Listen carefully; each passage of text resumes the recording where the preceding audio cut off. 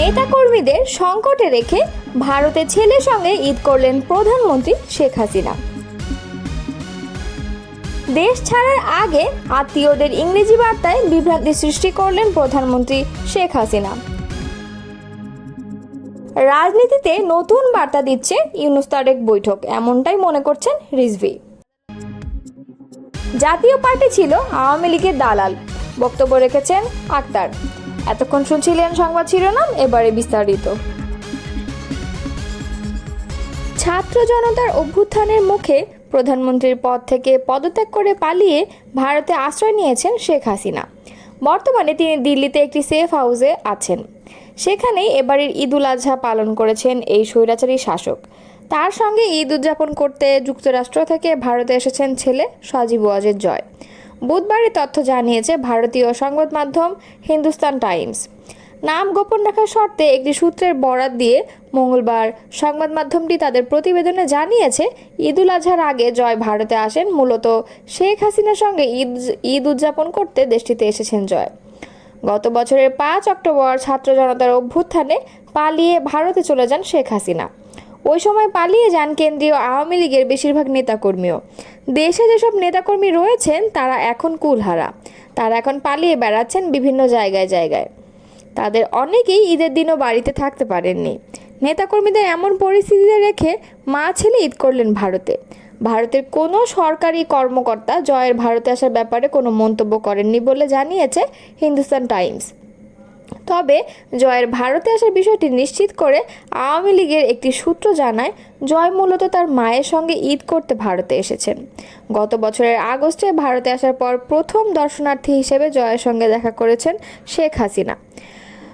নাম প্রকাশে অনিচ্ছুক আওয়ামী লীগের বেশ কয়েকজন নেতা ক্ষোভ প্রকাশ করে বলেন, দেশে দলের নেতাকর্মীদের বিপদে ফেলে ছেলের সঙ্গে ভারতে বসে ঈদ উদযাপন করছেন আওয়ামী লীগ সভাপতি শেখ হাসিনা।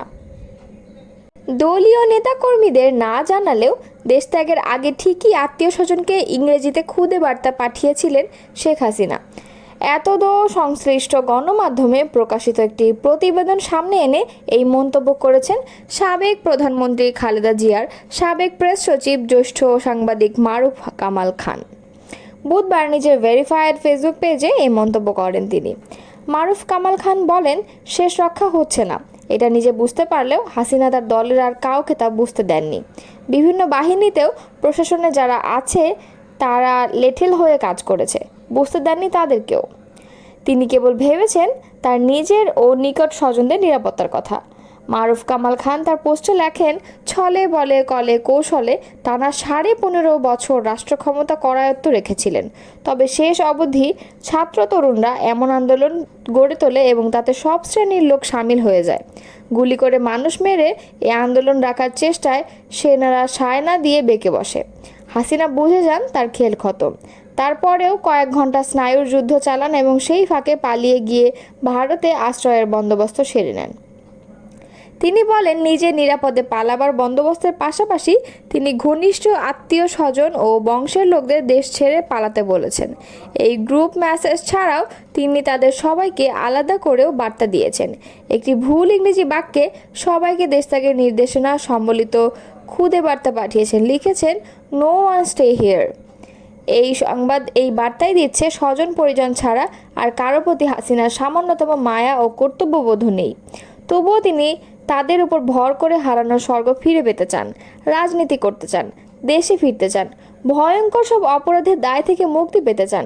এসব লক্ষ্য অর্জনে রোজই নেতাকর্মী ও অনুগতদের উস্কানি দিচ্ছেন, তাদেরকে প্ররোচিত করছেন ঝুঁকি নিতে। তাদের কয়জন সাড়া দেবে হাসিনার আগুন খেলার ডাকে, যোগ করেন মারুফ কামাল খান। প্রসঙ্গত, কোটা সংস্কার আন্দোলনকে কেন্দ্র করে ছাত্র জনতার আন্দোলনের মুখে গত 5 আগস্ট প্রধানমন্ত্রী থেকে পদত্যাগ করে হেলিকপ্টারে দেশ ছেড়ে ভারতে পালিয়ে যান শেখ হাসিনা। এ সময় তার সঙ্গে তার ছোট বোন শেখ রেহানা ছিলেন। এরপর থেকে হাসিনা ভারতেই অবস্থান করছেন। বিএনপির সিনিয়র যুগ্ম মহাসচিব রুহুল কবির রিজভী বলেছেন, গোটা জাতি আজ লন্ডনের দিকে তাকিয়ে আছে। প্রধান উপদেষ্টা ডক্টর মোহাম্মদ ইউনূস ও বিএনপির ভারপ্রাপ্ত চেয়ারম্যান তারেক রহমানের মধ্যে যে বৈঠক হবে সেটি ঐতিহাসিক বৈঠক। এই বৈঠকের মাধ্যমে দেশের রাজনীতিতে সুবাতাস বইবে বলে বিশ্বাস করি।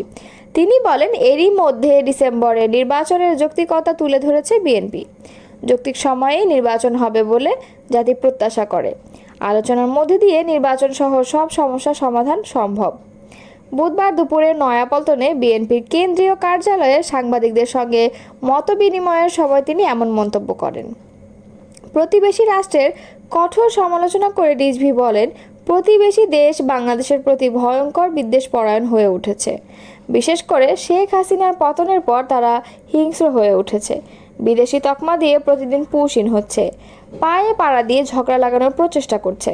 সীমান্ত এলাকায় পুশ-ইনের হিড়িক লেগেছে। বাংলাদেশ কি বর্জ্য ফেলার স্থান? প্রশ্ন রাখেন তিনি। দেশের লোককে বিদেশি বানিয়ে ভারতে বাংলাদেশে পুশ-ইন করতে চাইলে প্রতিবাদের পাশাপাশি প্রতিরোধ করবে বাংলাদেশ। ভারতকে মনে রাখতে হবে, অত্যাচার নিপীড়ন করে শেখ হাসিনাও টিকে থাকতে পারেনি, বলেন রিজভী।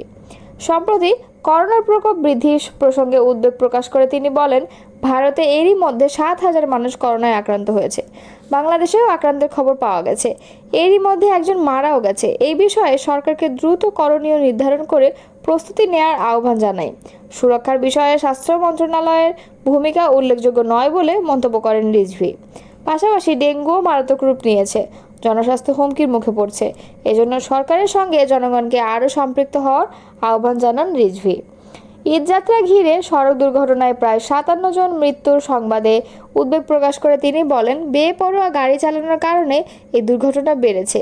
এছাড়াও ঈদে সমাজ বিরোধীদের দৌরাত্ম্যও ছিল। জাতীয় পার্টিকে আওয়ামী লীগের দালাল হিসেবে আখ্যায়িত করেছেন জাতীয় নাগরিক পার্টির সদস্য সচিব আক্তার হোসেন।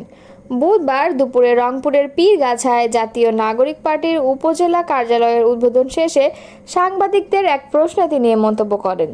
এ সময় তিনি বলেন, জাতীয় পার্টি বিগত সময়ে আওয়ামী লীগের দালাল হিসেবে ভূমিকা পালন করেছে।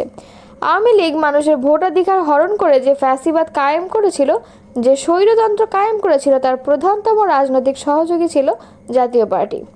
বাংলাদেশে যে ভোট ডাকাতি নির্বাচনগুলো হয়েছে, একপাক্ষিক নির্বাচনগুলো হয়েছে, তার প্রত্যেকটাতে বৈধতা দেওয়ার নাটক করেছিল জাতীয় পার্টি। তিনি আরও বলেন, জনগণের ভোটাধিকারের সঙ্গে যারা প্রতারণা করেছে, বাংলাদেশের মানুষের উপর জুলুম নিপীড়নের রাস্তাকে যারা উন্মুক্ত করে রেখেছে, তাদের বাংলাদেশের রাজনীতিতে আমরা আর প্রাসঙ্গিক মনে করি না। এনসিপির এই নেতা বলেন, বাংলাদেশে রাজনীতিতে তাদের যে জাতীয় আবেদন সেটা শেষ হয়ে গেছে। একই সঙ্গে জনগণের সঙ্গে তারা যে প্রতারণা করেছে, সেই প্রতারণার জন্য তারা এখনও জাতির কাছে ক্ষমা প্রার্থনা করেনি। সেক্ষেত্রে আমরা মনে করি, বিগত সময়ে যারা আওয়ামী লীগকে রাজনৈতিকভাবে সমর্থন দিয়েছে, আওয়ামী লীগের কর্মকাণ্ডের সঙ্গে যারা বিভিন্নভাবে নিজেদেরকে যুক্ত রেখেছে, সেই প্রত্যেক ব্যক্তিকে, প্রত্যেকটা দলকে যেন সঠিকভাবে আইনের আওতায় নিয়ে এসে বিচারের মুখোমুখি করা হয়। আক্তার হোসেন আরও বলেন, আমরা বাংলাদেশের মানুষের কাছে আহ্বান রাখব, আওয়ামী লীগ, জাতীয় পার্টি সহ ফ্যাসিবাদের যত দোসর আছে, তাদের সবার ব্যাপারে বাংলাদেশের মানুষ যেন সামাজিক প্রতিরোধ গড়ে তোলে, যাতে বাংলাদেশে যেন আর কখনোই আওয়ামী লীগ, জাতীয় পার্টির মতো স্বৈরাচারপন্থী কোনো দল বাংলাদেশের রাজনীতি করার সুযোগ না পায়। এজন্য বাংলাদেশের জনগণকে ঐক্যবদ্ধভাবে ফ্যাসিবাদ বিরোধী শক্তিকে কাজ করবার আহ্বান জানান তিনি। এদিন দুপুরে পীরগাছা উপজেলার পরিষদের সামনে জাতীয় নাগরিক পার্টির উপজেলা কার্যালয়ের উদ্বোধন করেন আক্তার হোসেন। এনসিপি নেতা শামীম হোসেনের সঞ্চালনায় এতে ইউনিয়ন পরিষদের সাবেক চেয়ারম্যান, মেম্বার এবং শিক্ষকসহ বিভিন্ন পেশাজীবীরা বক্তব্য রাখেন।